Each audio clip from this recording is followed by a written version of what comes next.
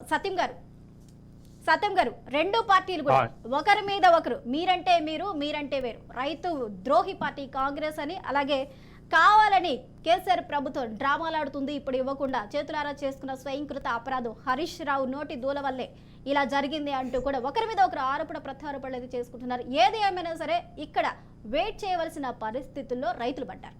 ఇక పార్టీల పరిస్థితి ఎలా ఉన్నా ఇప్పుడు అసలు ఎవరు అధికారంలోకి వస్తారు, అధికారంలోకి వచ్చిన తర్వాత మళ్ళీ దీన్ని వేయడానికి ఎన్ని రోజులు పడుతుంది అనే మీమాంస సమస్యల్లో రైతులు పడ్డారు. కాదు అంటారా? ఇక్కడ ఎవరి లోపం కనిపిస్తుంది అంటారు? ఈసీ చెప్పినట్లు ఈసీ స్పష్టంగా అక్కడ క్లియర్ చేసినట్లు హరీష్ రావు మాట్లాడిన మాటలు ఎన్నికల కోడ్ ఉల్లంఘనలో భాగం కిందకు వస్తాయి కాబట్టి మేము ఆపేయడం అంటారా? లేకపోతే గతంలో కాంగ్రెస్ చెప్పినట్లు ఎన్నికల స్ట్రాటజీ కింద ఇప్పుడు రైతు బంధు కానీ ఇతర పథకాలు కానీ వాడుకుంటున్నారంటూ రాసిన లేఖ ప్రభావం ఇది అంటారా? ముందు అసలు ఎలక్షన్ కమిషన్ తప్పు చేసింది. ఎలక్షన్ కోడ్ వచ్చిన తర్వాత ఇవేవి అమలు చేయడానికి వీలు లేదన్నప్పుడు ఇప్పుడు ఉద్యోగస్తుల డిఏ కూడా రెన్యువలే, కొత్తగా ఇచ్చేదేం కాదు. రెగ్యులర్గా ప్రతి 6 monthsకి ఒకసారి డిఏ ఇస్తారు. ఆ డిఏలు అలౌ చేయలేదు.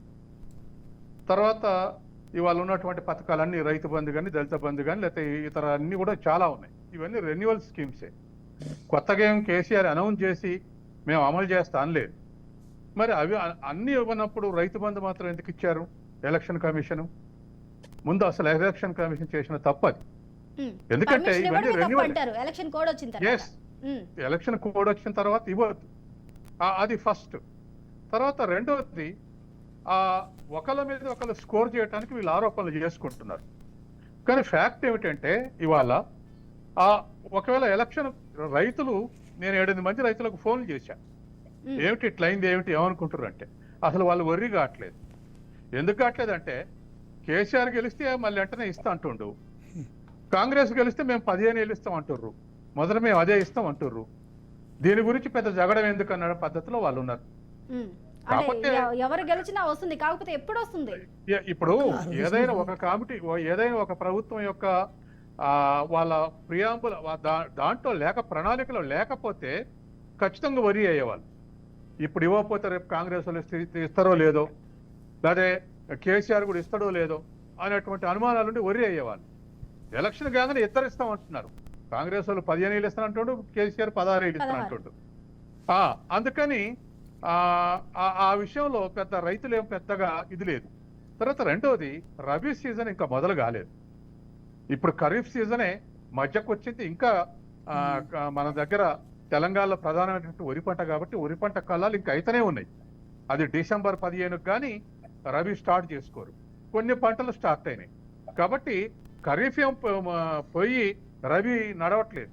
కాబట్టి ఇది ట్రాన్సిషన్ పీరియడ్ కాబట్టి ఆ తర్వాత ఎప్పుడు జనవరిలో ఇస్తున్నారు కాబట్టి ఇవాళ ఇష్యూ దాన్ని పొలిటికల్ చేయడానికి ప్రయత్నం చేస్తారు ఇద్దరు కూడా అనేటువంటిది రైతులకు కూడా అర్థమైపోయింది. తర్వాత మరొక మూడొక అంశం ఏంటంటే కేసీఆర్ కాంగ్రెస్ వాళ్ళు లెటర్ రాశారు, రేవంత్ రెడ్డి లెటర్ అయితేనేమో అది మేము రాసింది కాదంటున్నారు, నిరంజన్ రెడ్డి రిప్రజెంట్ చేశారు అని అంటున్నారు. ఏదేమైనా కేసీఆర్ ఇస్తానన్నా కాంగ్రెస్ వాళ్ళు వద్దన్నా అది ఎలక్షన్ కోడ్కు ముందు ఇవ్వాలి, లేదా ఎలక్షన్ కోడ్కు ముందు కాంగ్రెస్ వాళ్ళు ఇట్లా అభ్యంతరం చెప్పారు కాబట్టి మేము ఇవ్వట్లేదని ఎలక్షన్ కమిషన్ ప్రకటించాలి. అప్పుడేం మాట్లాడకుండా ఇప్పుడు ఎలక్షన్ కమిషన్ ఇచ్చి మళ్ళీ హరీష్ రావు అన్నాడు కాబట్టి మేము బంద్ చేస్తున్నాం అన్నారు ఎలక్షన్ కమిషన్. ఇవాళ ఎలక్షన్ కమిషన్ అన్న మాట మిగతా అన్ని ఏం చెప్పలేదు. హరీష్ రావు గారు దీన్ని పొలిటిసైజ్ చేస్తున్నాడు, మేము పెట్టినటువంటి కండిషన్స్ వాయిలేట్ చేసి అందుకే మేము ఇవ్వద్దు అంటున్నాం అన్నాడు. కాబట్టి ఇవాళ ఉన్నటువంటి ఈ పరిస్థితుల్లో ఇద్దరు అంటే రాజకీయ పార్టీలను ఉపయోగించుకోవడానికి ప్రయత్నం చేస్తే ఎలక్షన్ కమిషన్ తప్పుని సవరించుకుంది. అసలు తప్పు ఇవ్వటం ఇప్పుడు మళ్ళీ ఇవ్వనంటుంది. ఇది రెండు పార్టీలు ఎఫెన్స్ లో కావడానికి వీటిని ఉపయోగించుకుంటారు. రైతు బంధు తప్పని ఎవరు అనట్లేదు. నేను ఒక ఎకనామిక్ స్టూడెంట్ గా రైతు బంధు గొప్ప కార్యక్రమం కాబట్టి కేసీఆర్ అమలు చేశాడు, కాంగ్రెస్ లో కూడా ఇస్తామంటున్నారు, మేము రద్దు చేస్తాం అనట్లేదు. ఇది భారతదేశంలో ఏ రాష్ట్రంలో లేదు. అమెరికాలో మాత్రమే రైతులకైన ఖర్చులో 50% సబ్సిడీ ఇస్తారు వాళ్ళు, తప్ప ఇంకెక్కడ లేదు భారతదేశంలో. అందుకని ఇది గొప్ప పథకం. తర్వాత ఇది వెల్ఫేర్ యాక్టివిటీ కాదు, it is linked with production. ఇది వ్యవసాయ ఉత్పత్తికి ఉపయోగపడుతుంది, మనకు అవుపడుతూనే ఉంది. కాబట్టి వ్యవసాయ ఉత్పత్తి పెరుగుతుంది కాబట్టి అది గ్రహించినటువంటి కాంగ్రెస్ పార్టీ కూడా వాళ్ళు కూడా దాంట్లో పెట్టి మేము కూడా ఇస్తాం అంటున్నారు. కానీ ఇవాళ ఇది ఇవ్వటం వల్ల గత 5 ఏళ్ళు ఇవ్వటం వల్ల ఖచ్చితంగా కేసీఆర్ కు ఒక ఓటు బ్యాంకు క్రియేట్ అయింది రైతాంగంలో. ఇది వాస్తవం. అయితే అందుకే అది గమనించినటువంటి కాంగ్రెస్ పార్టీ అంతకన్నా ఎక్కువ ఇస్తాం అంటున్నారు. కేసీఆర్ 12,000, 13,000, 14,000, 15,000 ఇట్లా ఇచ్చే ఆఖరి సంవత్సరం 16,000 ఇస్తా అన్నాడు ఏదో తన ప్రణాళికలో. కానీ ఇప్పుడు కాంగ్రెస్ వాళ్ళు మేము మొదట 15,000 నుంచి మొదలు పెడతాం, 15,000 ఇస్తాం అంటున్నారు. అంటే ఒకరికొకరు ఎందుకు పోటీ పడుతున్నారు అంటే దీని ఈ ప్రోగ్రాం ఉత్పత్తికి ఉపయోగపడింది, తర్వాత రైతాంగం అట్రాక్ట్ అయింది, తర్వాత ఇది రాష్ట్ర రైతాంగం మేజర్ ఫోర్స్ కాబట్టి రైతాంగాన్ని అట్రాక్ట్ చేయడానికి రెండు పార్టీలు ప్రయత్నం చేస్తున్నాయి.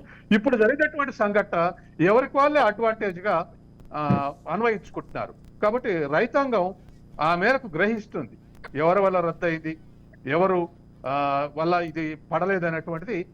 రైతాంగం ఇవాళ ఇదివరకంటే పంచెలు కట్టుకొని గోసులు పెట్టుకొని చేసే రైతాంగం ఉన్నారు. ఇవాళ రైతాంగంలో 70% చదువుకున్నటువంటి అంతో ఇంత చదువుకున్న వాళ్ళే రైతాంగం ఉన్నారు. కాబట్టి వీళ్ళ ఆర్గ్యుమెంట్స్ చూసి వాళ్ళు డిసైడ్ చేసుకోగలరు.